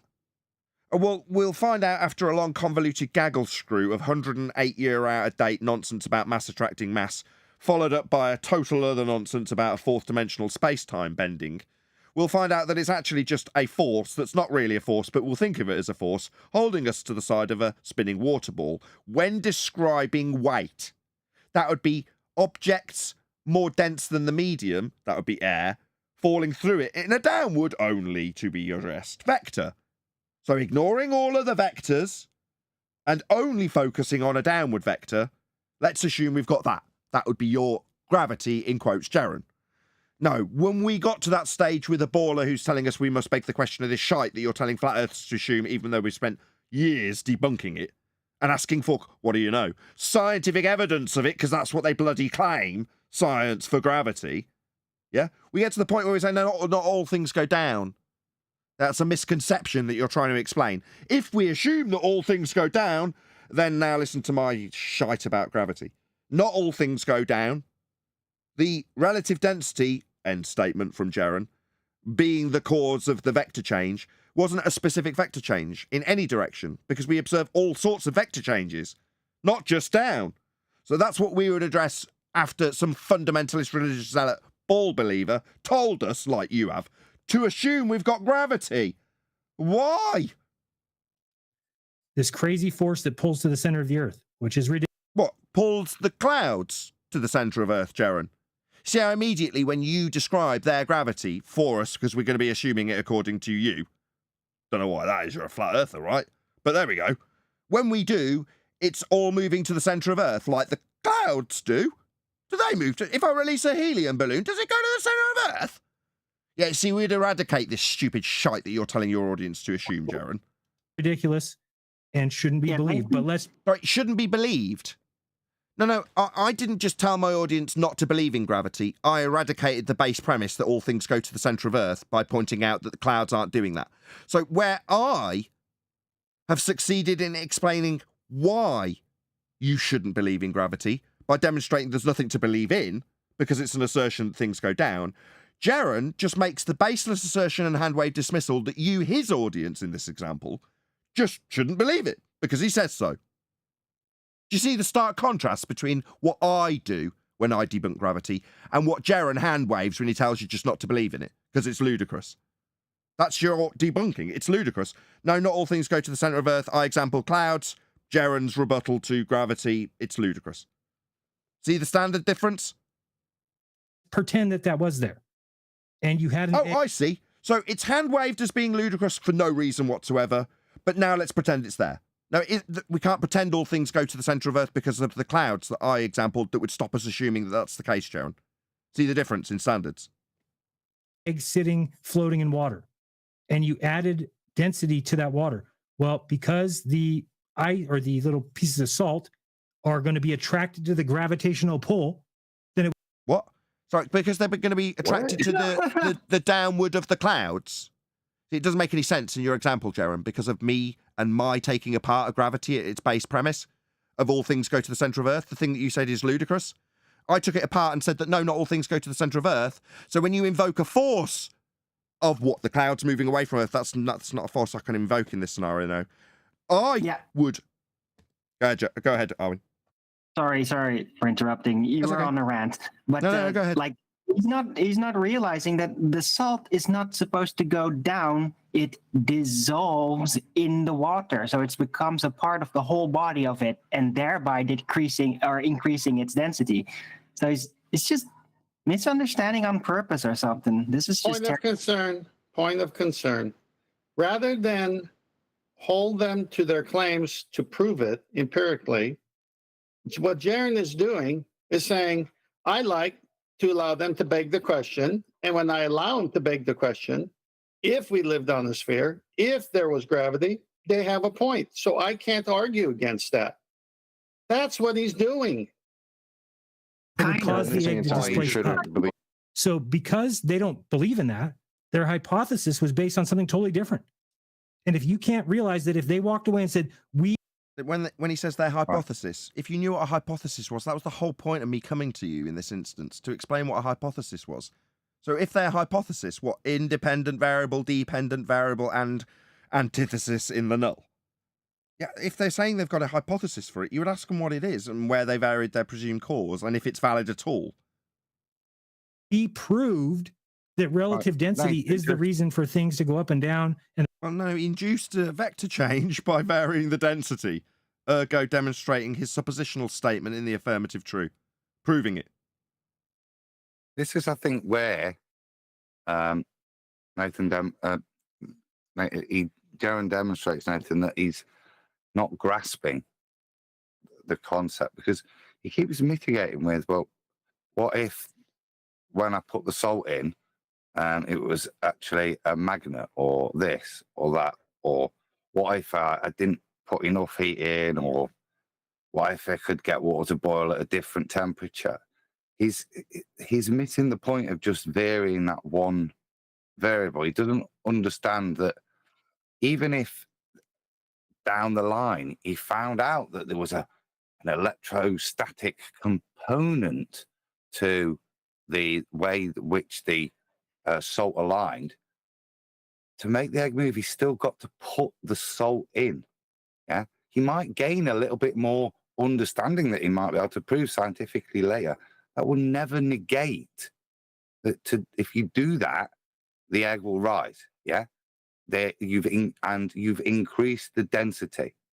That increase in density might be in relation to something else you can describe, right, with his magnet. But it will still never negate that when you add the salt, the egg will move because of the relative density disequilibrium change as that plays out. It's never going to change, even if you grasp a much fuller understanding of what's happening when you increase the density of the medium. I think that's the disconnect that he's not getting. He thinks that in some way, if you add to your knowledge, it disproves the knowledge you just got. Yeah. Let's just summarize that. Good point, Adam. Exactly. So the assumption on Jaren's part is you vary heat, you cause water to boil. Okay. But also, if I vary pressure, I can get it to boil. Okay. Yeah, you can. Well, that means that heat doesn't cause water to boil. No, it doesn't mean that. Water will still boil if you apply heat to it and get it up to 100 C at sea level. Now, if you hold that temperature constant and alter the pressure of the water, you're telling me that you can also induce effects similar to what you observed in the hot spring. Yeah, you can. When you hold the temperature constant and only vary the pressure. So you can induce that. It doesn't alter the original outcome. You've still proven that. It doesn't change because you've expanded your outcome or expanded your knowledge and shown or demonstrated that you can induce the effect by a different means. Likewise, if you refine the means, so like with vitamin C itself isn't the original cause when you establish what was established through the scientific method in terms of the citrus fruits and vegetables that were added to the diet of the sailors coming back and dying of scurvy. Well, if you say, well, okay, but now we know it wasn't the citrus fruits, it was the contained vitamin C within the citrus fruits. You go, yeah? So you can now go forth and only give them that particular vitamin. Yeah, you can. Yeah. Well, other than saving on surplus pulp from the fruit, the outcome was still the same. You still give fruits to people and they don't get scurvy as a result of their vitamin C in their bloodstream. That's still true. Knowing that it's vitamin C, or let's say in a year's time, they go, oh, it's not just the vitamin C, it's actually this one tiny element of vitamin C that we're going to call the quion. Now, the quion within vitamin C is actually the fundamental part of the vitamin C of the citrus fruits that causes scurvy. Yeah, but contained within citrus fruits, the original cause of the effect, and contained within vitamin C, a refined version of the exact same cause of the effect, has a further refinement of the cause of the cause of the... And so it goes on. You're just refining your knowledge. But at no point in that refinement of knowledge when you say, oh, it's not just citrus fruit, it's this element of the citrus fruit, doesn't suddenly mean that citrus fruit don't stop you getting scurvy. That doesn't alter. But that's the misapprehension that Jaren's under. Exactly, Adam. That's and crazy. The reason things have weight and the reason things drop, you hopefully would be smart. Things have weight and the reason things drop. Notice when I qualified our different standards here on Flat Earth Debate versus Jeranism, I qualified the clouds going up and the helium balloon go up and not everything moving to the centre of Earth, as is asserted to need explaining with gravity. But here we are again with his assertion that all things go down. No, when I overcome gravity, Jaren, I do a good job so that you don't leave the door open for the idiots you are obviously dealing with and not overcoming their argument to beg the question of. Can't realize that if they walked away and said, we proved that relative density is the reason for things to go up and down and the reason things have weight and the reason things drop. Reason things have weight and drop. Up and down. Seems like a bit of a contrast there, Jaren. Contradiction in terms, maybe. You hopefully would be smart enough to go, well, not really. Yeah, if that's what you were trying to show, you showed us. Great. Changing the medium changes the placement of the egg. So he proved it then. Yeah, thanks. So he's proved his cause and effect relationship. So our hypothesis needs to be formed correctly. Yeah. If a variation of the density of the medium, then the cause, that being the cause of a vector change, the null being a variation of the density of the medium will not induce a vector change. The experiment is the actualization of those two predictions that can't exist simultaneously together. So at the point that you formulate the hypothesis, when you state the hypothesis, it's implicit that you haven't proven anything, because you're stating both a variation in the density will cause a vector change and a variation of the density of the medium will not cause a vector change. So you go, well, which one is it? You go, well, we've got to actualize this hypothesis and see if we get the alternative result confirmed or the null result confirmed. One's going to get confirmed. And how are we going to confirm it? Well, we vary the medium, the density thereof, and see if we get a vector change. Now, let's say for the sake of argument that Anthony, who did this recently, was actually a magician and lied because he's a scammer. And while he was adding the salt, which didn't really change any vectors in the egg, he actually turned on a little magnet underneath the... Yeah, well, then you wouldn't trust him. You'd do the experiment yourself. You'd take his hypothesis at face value and put it through the method yourself. You actualize his hypothesis and vary the density of the medium, holding all else constant, and see if you get the same exact effect induced. Don't trust him, don't take him at his word, do it yourself. That's how you actually perform the scientific method. What I described after Anthony's experiment with an egg is me doing it, and then you doing it, and then everyone else doing it, and varying that which was assumed to cause the effect and showing that it does. Ruling out the null. You'll never vary the density of the medium and not induce a vector change in that specific example to validate the null. It can't happen. So if I heard them say, well, here's our hypothesis. If the egg moves, then relative density is true. No. Yeah, then a variation in the density of the medium will and did induce a vector change. That's what happened. No. If what do you mean, no? That is what happened. He showed it. It has been proven. The egg moves, then you proved that by... If it did. Not if, it did. Changing the medium, you cause the displacement of the egg. That's exactly what happened. You could leave it at that. You kind of showed that. This is babbling. He wants to deny Why reality. is he babbling like this? But it doesn't mean that that's the cause. But what? It doesn't mean that when I change something and induce the effect, that the things I change induce the effect. That's exactly what it means. I mean, it's the only cause. So no. It's now its only cause. Yet you can hold constant the density and vary a different independent variable like magnetism and see if the magnetism induces a vector change. Independent variable magnetism, dependent variable vector change, null. You will vary the magnetism and not induce a vector change. So then you just have to actualize that hypothesis, suppositional, scientific prediction. You just have to validate that by varying what you think will cause it. And let's say you do. So you vary the magnetism instead of the salt, because that's now being held constant. It's an independent variable that will be varying. Only that magnetism will be varied, not the salt as well. And if we do see a vector change, then we have not only expanded our knowledge of the mechanisms of vector change in this instance, but we have not invalidated the original suppositional statement that was proven true. You'll still vary the vector or induce a change when you vary the medium by way of its density. That's still true. So it just is such a simple thing to me, and it's just frustrating that show used to be so good, and I don't know what happened. But it's like, why wouldn't Nathan just go, you know what? It's better for the show if we have Globers there, because they... Like Chaiki, who's still here.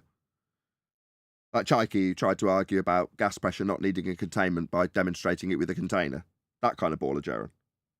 Bring arguments, we refute them. We don't just have like that one I just demonstrated that happened literally on this show today.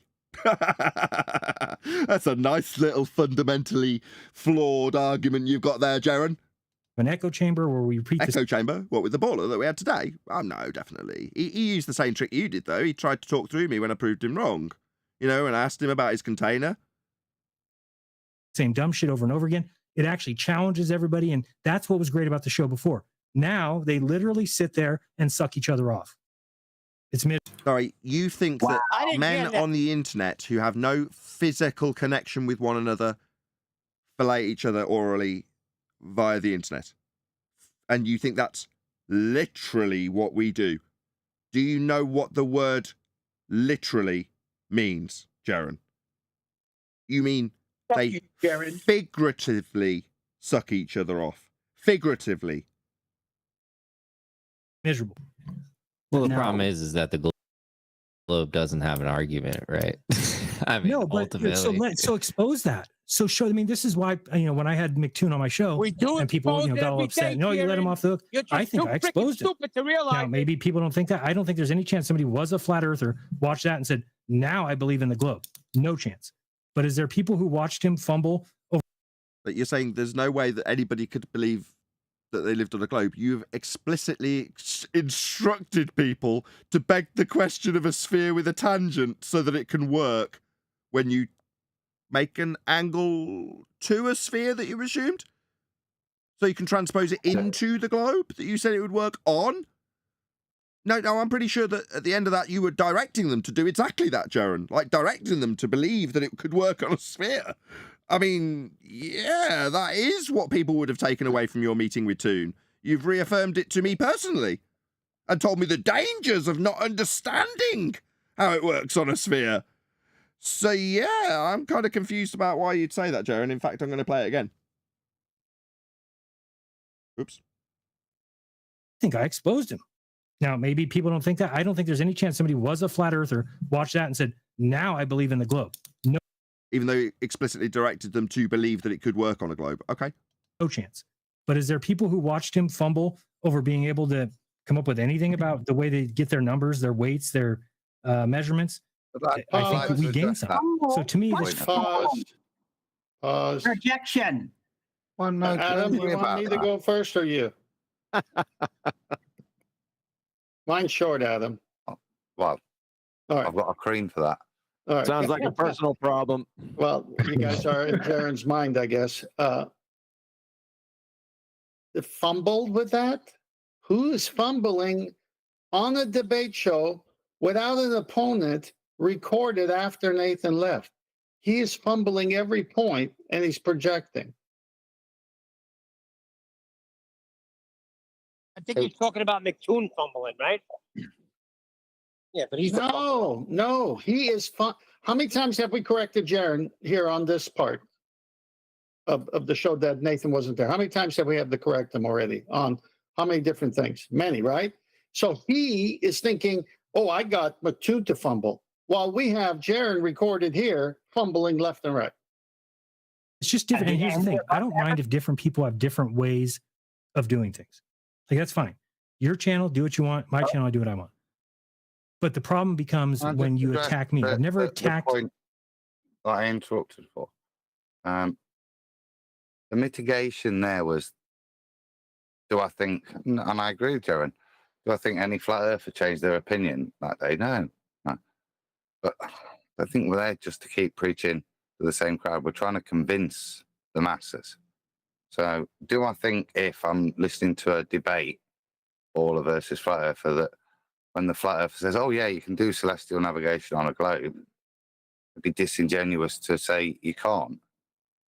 Do I think that that would maybe keep people on a ball? Yes, I do. I think it's a ridiculously incorrect, false submission to a point that you clearly don't understand. When you do, you can actually demonstrate how it can't be done on a ball. So, you're passing off what we're objecting to. you're straw manning it as something else. Yeah. No, I don't think anybody would have been back on the ball after that night. But I do think your submissions may have stopped a few jumping, and they'll use that argument in the future in your submission on those points. It will be used to keep people on the ball. I've never made a video about him. I've made videos positive, but never a negative video. And he's done probably 25 on me. What, with clips of your video of you saying I'm a scammer on your channel when you made a video saying I'm a scammer on your channel, making you a liar? That, yeah, with the clips from your channel. What? Seriously, Jaron, just lie. You've never done it on your channel. Hold on. Yeah, you have. That's where I got the clips from. He made a video of you as with an MC Hammer song calling you scammer. Right. It's just a, So he's it's a just a liar. liar. He's just a liar. With my name in the thumbnail. And it's clearly the reason for that is to get views. Clearly, go look at his channel. So the reason you've made an MC scammer video is to get views. Okay. Okay, I'll accept that. With my name, because that's what you've used. Which gets the most views. Okay, so you just wanted views with your MC scammer video. Gotcha. Putting my name in your... So that's why they spent... It's putting my name in your lyrics. That's just you wanting views. Can I interrupt, please? I can't take this anymore because I got to go soon anyway. To think that we are using him to gain some traction on debate arguments that we're having problems with. To think that we would have to go to his channel and say, why don't we just address Jaron? That way people will start watching our show. This is how much he's in love with himself.